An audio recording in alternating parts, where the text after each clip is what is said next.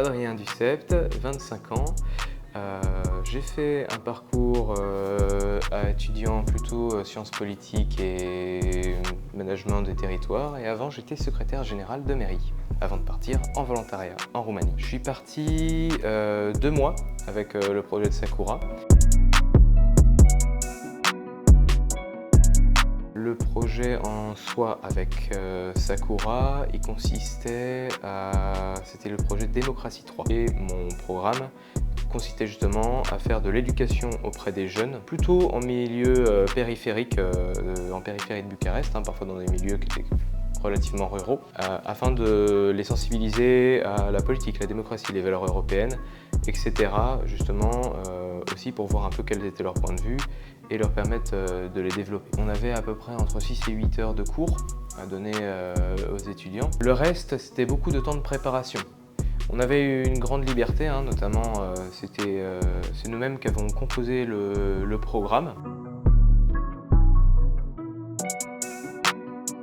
Le fait est aussi que j'avais 17 personnes à gérer et au bout de 3 ans, j'ai eu envie de partir un peu à l'aventure. Je me suis souvent engagé dans des associations caritatives, etc.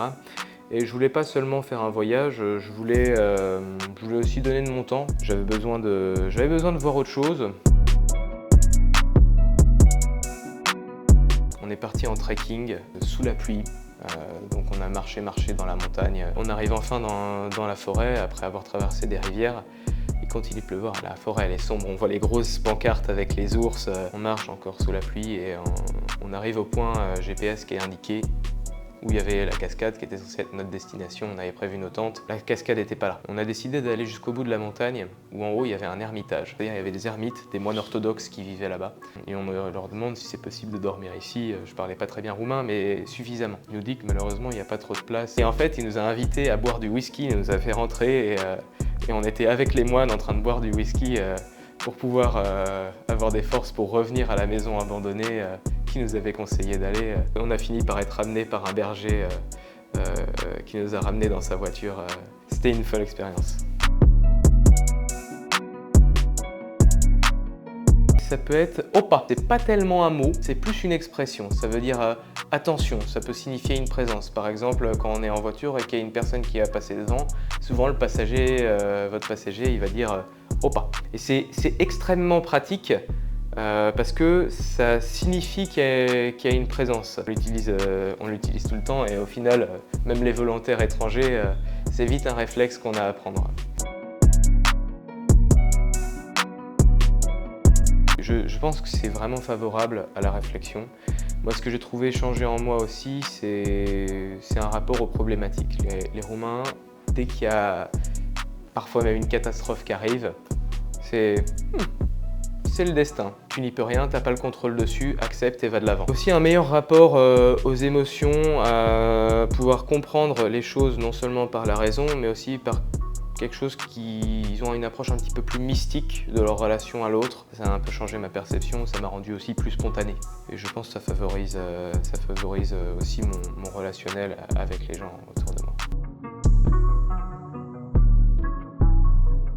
C'est facile de se faire des amis. Quand on est en tant que volontaire dans un volontariat, effectivement on est avec d'autres volontaires. Donc, le côté de l'isolement, il peut se poser un petit peu au début. Il faut faire un pas. Il ne faut pas avoir peur de déranger, surtout pas.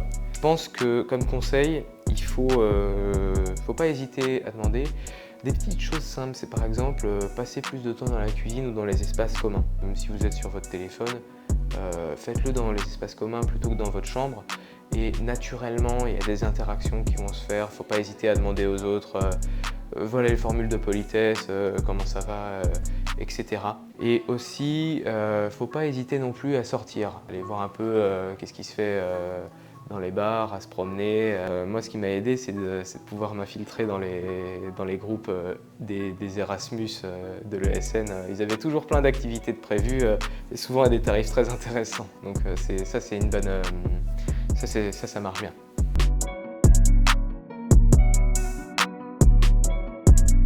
Il faut rêver.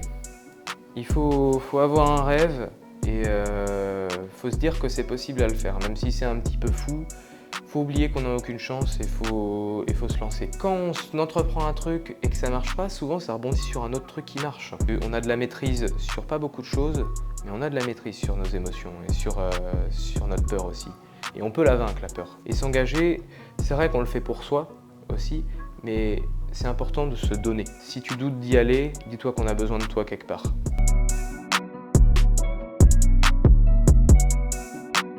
La Roumanie, c'est sous-coté. C'est vraiment sous-coté. C'est l'un des... Franchement, c'est la meilleure expérience à l'étranger que j'ai eue.